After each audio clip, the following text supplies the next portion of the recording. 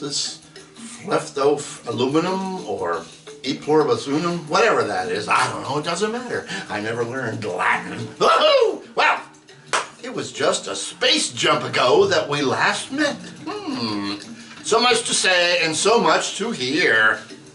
So, welcome back to the Return to the Perfumed Gardens with me, that loose nut behind the controls, Rick Strange. Okay, so Exhibit A today is a limpid pool of modulating notes high above my sense of reality. It's a truly UK, that's British, underground band from Ladbroke Grove, London. It must be a suburb or something, I don't know, a city block, who knows? I had never been there. Oh, they're labeled The Deviants. Woo! Misplacing their minds, that's putting it mildly. In 1966, they originally were called the Social Deviants. They soon dropped that social tag, because if it's one thing these geezers ain't, that's being social. Pulling a few destinational things, you know, like in, let's see, how can I put it? You know, influences. That's, wow, how hard was that? Pretty tough for me. They took a few things from the Fugs, you know, that New York poet, rock, whammo, anarchistic, they're bad guys, mentally. They took it from their roadmap and they plunged, meaning the Deviants, they plunged head first into the abyss of their nomenclature.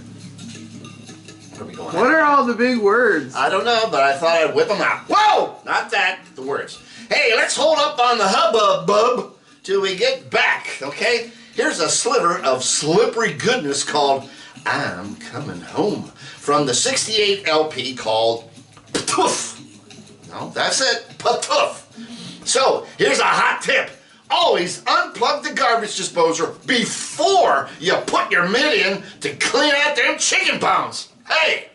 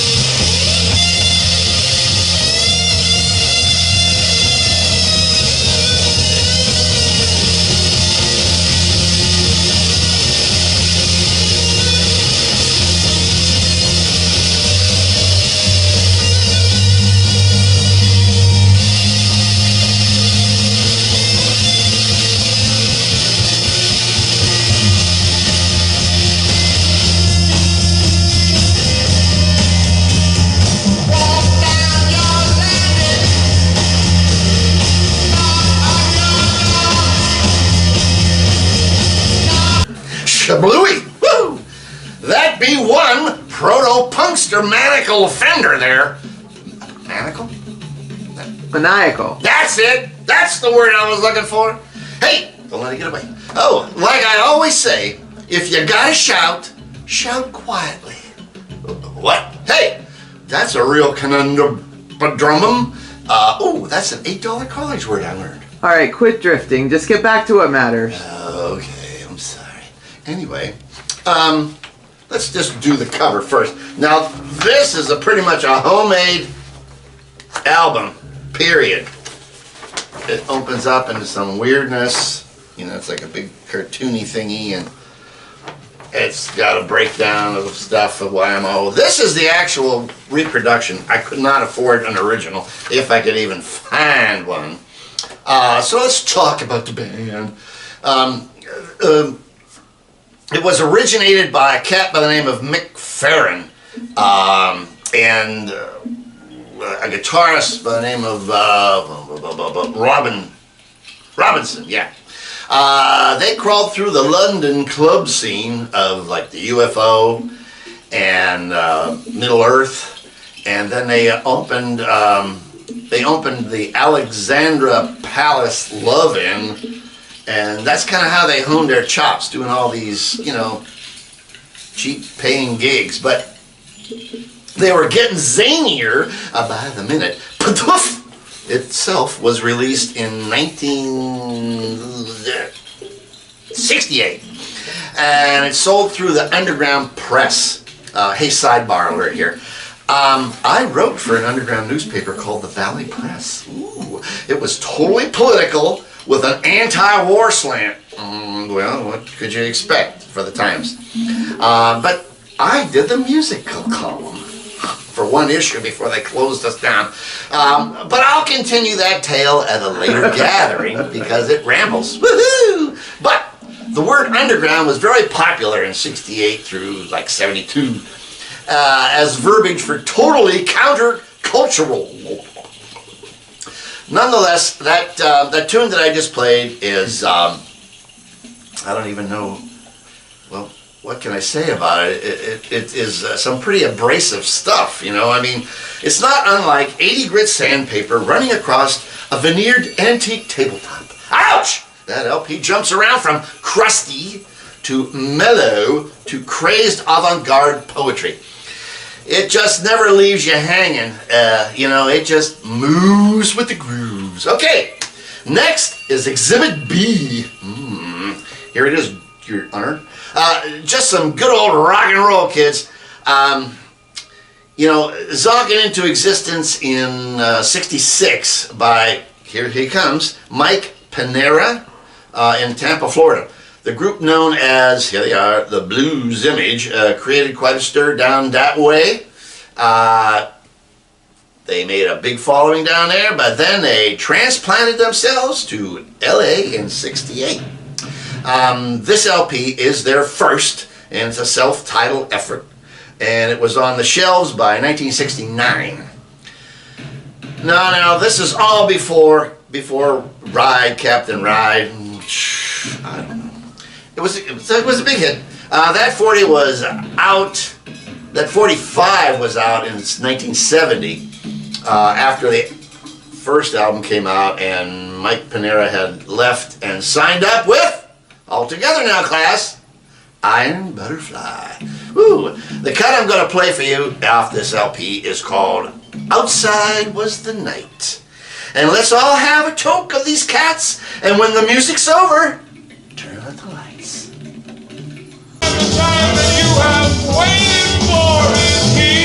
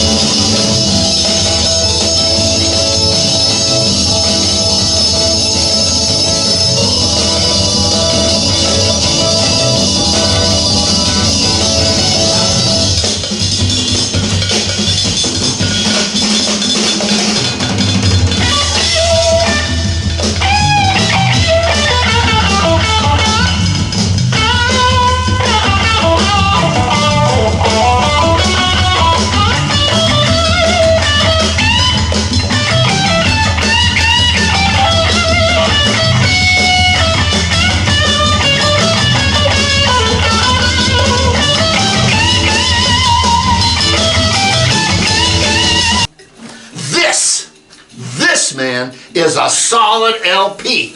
I'm going to tell you, there's hot licks from Mr. Panera and some driving organ notes from this cat named Frank Conti and his B3. You know, that was the instrument of the day. Here's the record. Let's take a look at this first. This is an original issue on the Atco label. And back to Oroni. And of course this picture that you can't see is Mike Panera, but it doesn't matter. There's a lot of pictures out there. Maybe some in the post office on the wall. I don't know if they even do that anymore. They took mine down. Hey, wait a minute. Okay, let's get back to this. During this period of like late 68, early 69, the preferred keyboard that was used on this particular record was switching from the Farfisa groove, which I really love that. I was in a band with wait, stop, move on. They got away from the Farfisa and then they got into that heavy grinding B3s with those massive pieces of furniture that everybody had to lug around, and was called a Leslie amp. And well, just ask John Lord or maybe even Keith Emerson, and they'll tell you that was the cat's meow. Panera's all over this LP. That's the reason for this record. With his, and I mean nimble, accelerated guitar slamming. It's good, good.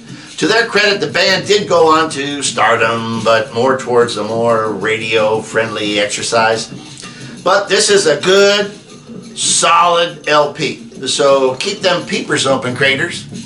Now, there's nobody to blame but Stoner for our next platter plan. Stoner? Hi, Stoner. What did he do? Well, it's his fault that I got hooked on those compilator LPs, you know, where there's a bunch of stuff. Well, dagnabbit, I had to get this one and bring it out. Just what I needed was another vinyl obsession.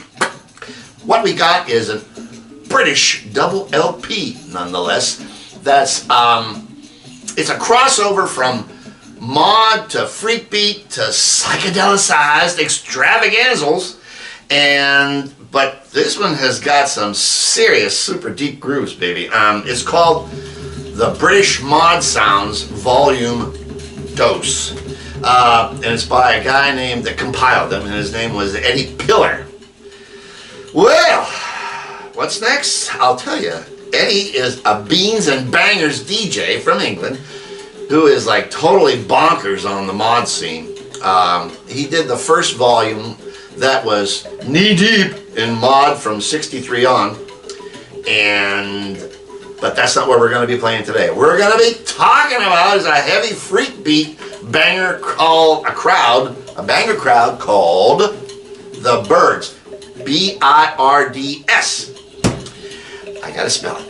And they were formed in London in 64. And they only released 4 45s, but had a heavy guitar sound. A really, really heavy guitar sound. Not so much with lead playing, but, you know, cranking it and overloading the speakers. That's where things were going. And we're gonna play a cut called I'm No Good Without You from a 65.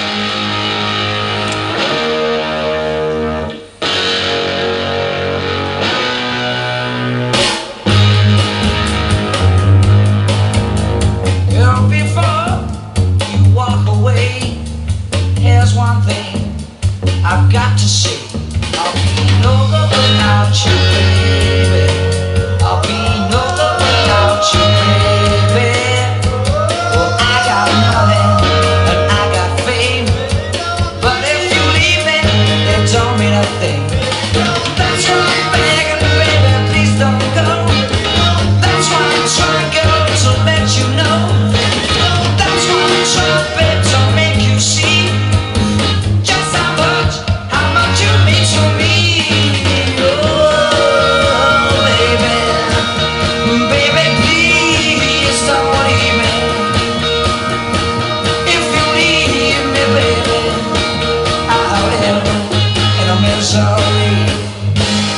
I'll be no good without you, baby. I'll be no good without you, baby. Take my loving and take my fame. 'Cause if you leave me, it don't mean a thing. But I'll keep on begging, baby, please don't go. I love you harder than I did before. Look at me trying when you close the door. 'Cause I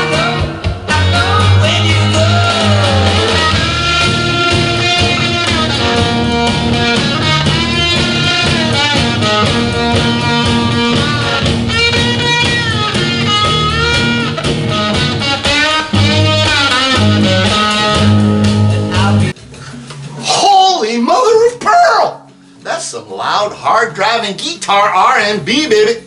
Now get this one. The guitar player in question is Ronnie Wood. Here's the record. The sleeve is pretty nondescripto. And then we have the back, which has got, it's a double LP. It does have these cool liner notes that help out, but not so much with the records that are on here as a description of what this is all about and how all this took place in England. So, at that time. So let's get back to the Byrds. These guys were, wow, at that time they were creating a massive storm with their sound. But here's the problem. They ran head on into the American Byrds, BYRDS, when they landed on London in the summer of '65. And they were already big hits. So, get this. Lawyers tried blocking the Yanks from using the same name, but whammo blammo, no dice, baby. Their agent, you gotta love agents. We had a manager. Well, I'm not gonna go there. Their agent even suggested calling themselves, get this one, this is a real brainstorm, the Byrds. Wow, how original, not to. Hey, they struggled with the changing times because that sound was getting, left in the dust. And the band split up in '67. So, Ronnie Wood went into the creation, and I think the drummer went with him on that one. And then he obviously went to the Jeff Beck group, switched to bass, went into the Small Faces, playing guitar, and then, well, you know where he's at now. So, we're going to do another exhibit off of this LPs, and it's more of a traditional piece that lays down the roadwork of where this whole trip is heading. It's a pop psych number of Extraordinaire from 1968 with a band called The Action. Let's see, what can I say about them? Well, they came about as their original name was The Boys in 1963. And they were influenced by the Beatles, and wow, who wasn't? They first went mod, and then they moved forward into '67 towards that psych culture, baby. Let's enhance our lobes with a tuner called I'm a Dream. I've said that many times. So just dig it or lose the vibe.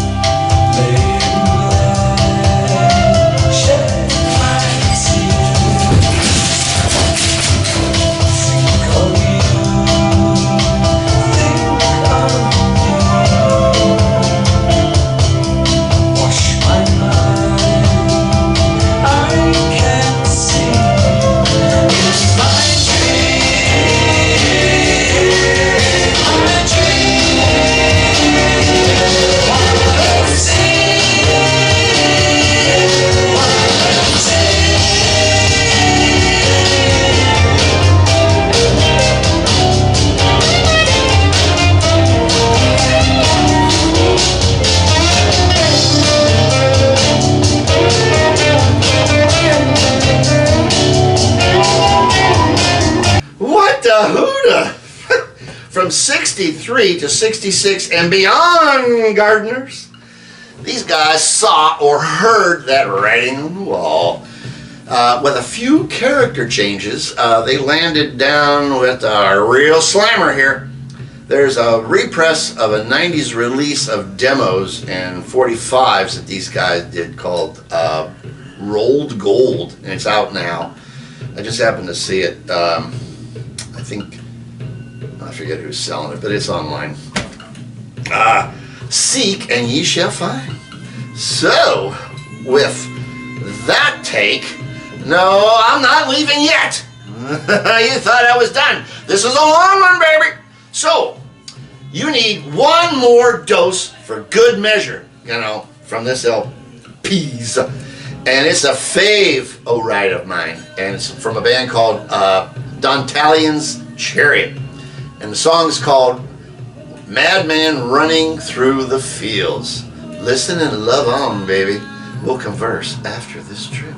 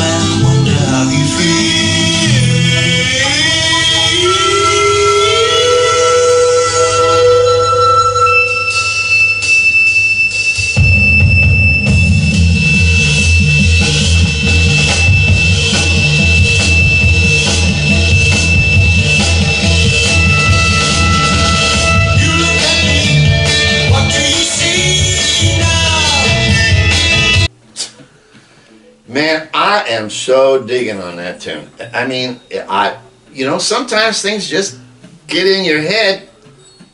Oh, well, it always happens. But I'm also freaking on those backwards cymbals. Woohoo! Too cool. I'm digging that. These extraterrestrials were led by a guy named Zoot Money. Zoot Money or Mooney. I think it's... Well, it doesn't matter. It's M-O-N-E-Y. M-O-N-E-Y. Hey, okay. His start was as a singer in 1961 with the Zoot Mooney Big Roll Band. He leapt ahead to 65, and he and a guitarist, here it comes, named Andy Summers, they dropped acid, and things changed, as they often do. And a whole new thing was popping in their brains. By 67, Zoot was swinging that B3 organ, and he created the Chariot. They then became the followers of that psych scene with the Floyd and the Soft Machine and Arthur Brown. They all sort of banged around together and played London like crazy. By 68, the Chariot flew apart and Zoot split for the LA area. And get this one, he jumped on board with Eric Burton. Now, I'm sure a lot of you got this record. I love this LP. This is like way cool. This is the Eric Burton and the New Animals. And this is called Love Is. And unfortunately, you really can't see Zoot here. He's that's Zoot, but it's kind of hard to pick him out. It's kind of murky. But that's Andy Summers, and there's Eric Burton. Yo, that song. He also let's bounce back a little bit here. He also played on Every One of Us, the other album that the Animals did. But on Love Is, they did that Madman tune where they covered a longer trip out version, baby. It runs like 8 minutes. Cool stuff. I love this record. So, wow, I'm tired. I think I want to go home. And I know you are too. So let's finish this up. So phew, I'm out of gas. Until I have that soup tonight. Whoa, look out. Great 2 LP set here. Gobs of tuners worth searching out. Finally, we've reached the end with our lilting little percussion thunderstorm. I may have played this one before, but it's never boring. It's the Rhythm. Is that good? Okay. It's the Rhythm Devils, and they're playing Apocalypse Now outtakes. This is one of those Mickey Hart inspired things that is just mind-boggling. But I love that video. Oh man, I love Apocalypse Now. That is, well, we'll talk about that in 1 second. There are actually some of the instruments on here. He's banging a giant 20-foot I-beam that's suspended, and he's getting these ringing sounds. Whoa, it just fits. So, along with that, you got to catch that surrealistic dream of a movie and drop off the edge sometime and reintroduce yourself to madness. Hey, Hoosers, thank you, all you new subs. Ha! Man, my head is still reeling from all them views. I think I'm going to hit 1,000 views. I mean, what? Whew. There's just no figuring. But I got to throw a thanks out to that Cosmic Brian character, because he did something that I never would have expected anybody to do, and that's really cool, that he put a snippet and introduced me to his crowd. And whammo blammo, there we go. Hopefully they'll show up for this one. But like I say, it's all about the therapy. So while the world goes crazy, just do your part and keep the hope for peace and love alive. Not just because of this seasonal thing that's happening on your planet, but because that's the way it needs to be everywhere. May the stars align for you all, please. I'm hoping and sending out heavy white light to make it happen. So remember, we are all one. Until the twain shall meet, I wish you just peace and love and as much happiness as you can fit into your life. Bye for now.